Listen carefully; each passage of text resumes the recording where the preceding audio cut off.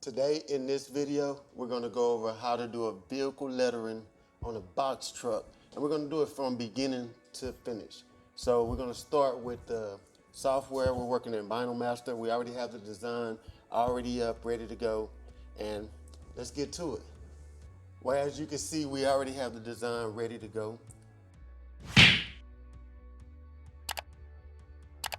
This is a $100 job and very simple, very quick to do, I won't say easy, it is a little, it does take a little bit of design work, but not nothing major. A beginner can pick it up pretty quick.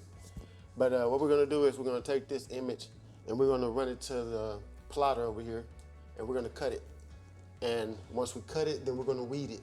Once we weed it, we'll actually apply transfer tape and then we'll take it to the vehicle. And like I said, y'all gonna get to see me do this from start to finish, so let's go.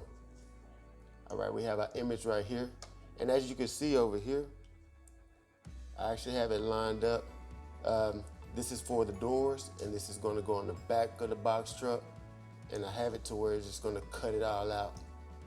I have my dimensions already set for the box truck. We have 19.6 by 46. We're gonna run it to the plotter and make sure we have everything set up right.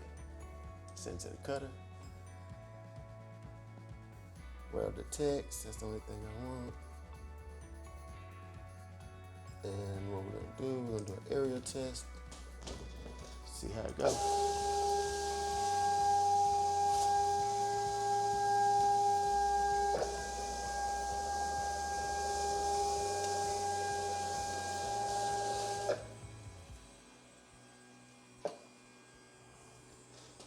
Looks good from the area test. And so you can see, we're gonna go to the plotter now.